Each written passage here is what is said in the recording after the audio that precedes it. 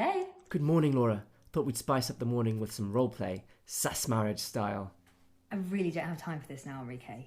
Great, because I'm all about helping people make more time. And why are you calling me? We're in the same house. Great observation, Laura. Well, given our proximity, why don't we schedule some time in the diary to meet in person? One sec, I'm getting a text. Bugger, I haven't quite got all the sequence thing mastered.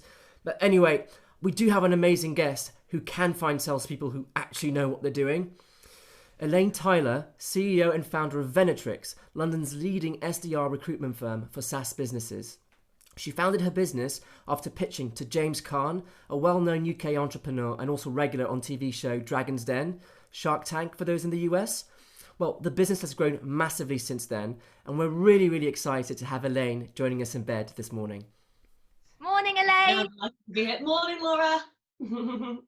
Yeah, delighted to be here. Thank you very much for having me. No worries. Love the space-themed PJ. Absolutely, out of this world. Well, we've got 3 questions to ask you on this bright, sunny morning. So I'll get going. The first one's about the market. So what are the trends that you're seeing emerging from this current crisis? Yeah, certainly. So surprisingly, I do think that the market has changed for the better in some regards. So obviously we specialize in placing SDRs specifically into SaaS fast growth organizations. And, prior to this time, there would never have been a situation where a company might have considered hiring a very junior person or it would have been very rare, in a remote setup. And so I think that, one of the things that I've seen, and I was actually probably quite surprised by, is how quickly SaaS leaders were able to look past that.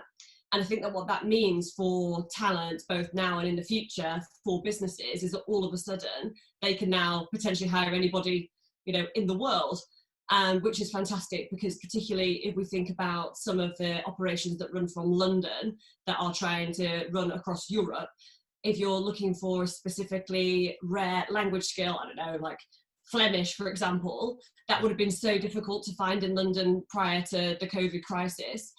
Whereas now for companies, they can potentially look further afield to find those type of people. So I think that's really exciting. I think that what companies actually look for in candidates has changed slightly, and particularly in junior candidates. So prior to the COVID crisis, we were running all of our assessment processes in person.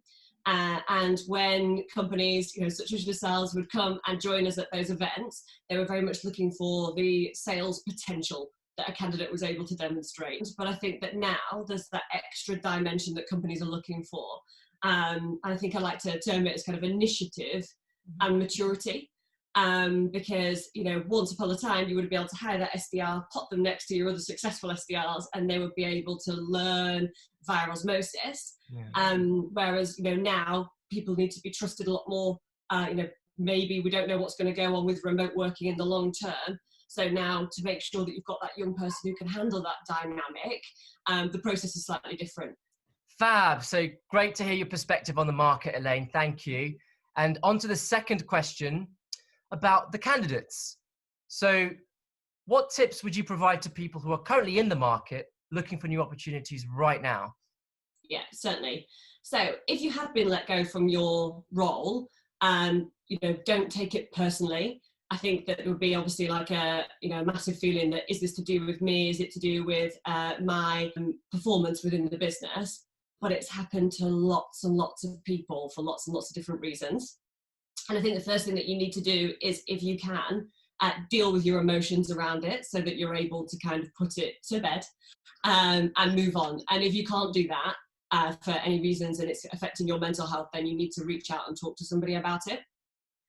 Then from there, I think that the next best thing that you need to do is update your LinkedIn profile, and specifically perhaps looking into people that you have worked with in the past, or if you're a new SDR to the market, people that you've worked with in an extracurricular context, to get some recommendations on your profile, because automatically decision makers are going to have a look at what other people thought about working with you, whether that be in an academic or work context.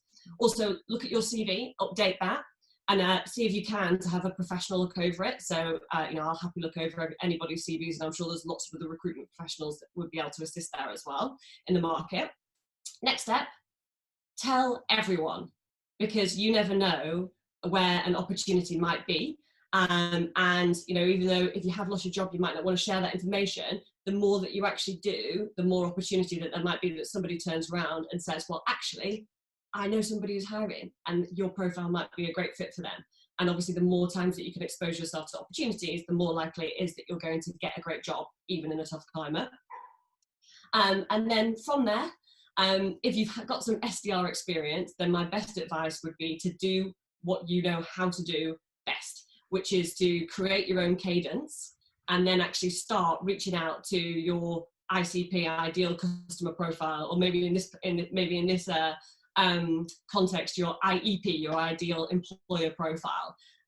Think about the companies that you'd like to work for. Think about the way that you can go and start getting in contact with those decision makers. Put together a cadence. Hit them with those emails. Hit them with those LinkedIn requests. Hit them with those phone calls as well.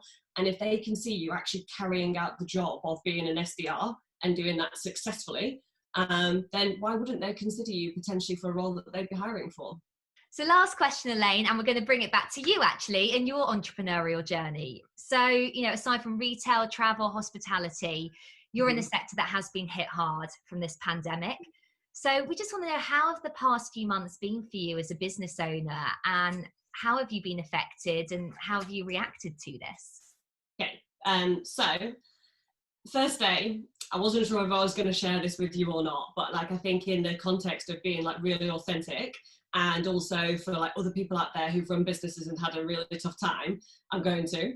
So my first remote meeting, I didn't make it to, because I was actually like projectile vomiting in my bathroom and had to text my team, and I was like, guys, I'll get online as soon as I possibly can. I'm just having a bit of a nightmare. And the truth behind that is, it could have been something more sinister, but I think it was just like the anxiety of like what was about to happen, because you know, I, like many people, I'm sure, I'm only human, didn't understand maybe the severity of what was going to happen, and all of a sudden, you know, massive doubt and uncertainty being cast on all of these organisations. And then from there, I obviously managed to reassess and reevaluate the position. So obviously I was like, right, got to step up to that responsibility. And the next thing you've got to do is reset. So let's deal with what's in front of us right now. Let's make a plan and let's set goals that are realistic to the situation that we're in. We lost all of our clients pretty much overnight. But luckily, because we work in the SaaS industry, a lot of businesses out there were enabled and ready to take on the challenge of hiring SDRs in the work from home culture. We moved all of our processes online. So we now run virtual assessment centres, bespoke to specific companies who are recruiting. And actually they've been really well received. And I'm really excited actually for some of those companies to actually meet some of the people that they've hired in person in a couple of months' time. Yeah. Oh, well, thank you for sharing that, Elaine, because that is a really like personal story as well, in terms of, you know, your first instant reaction. And credit to you as a CEO and founder of a business that you did brush yourself off and found the strength to power through. And it sounds like your business is just going to come out of this even stronger. So you should be really proud. Yeah, I think, you know, I've actually had a similar experience to this before, because I started my career in 2008. So literally first day of September, joined a recruitment company. 2 weeks later, stock markets crashed and the whole economy kind of disappeared out from underneath our feet. And I think that quite a lot of my story that I talk to people about, you know, why I set my business up and why people should join and how I'm going to be able to support them in their career, is all based around this fact that I started it in one of the toughest times. So I owe it to Elaine of 2008 to, you know, be super duper strong now.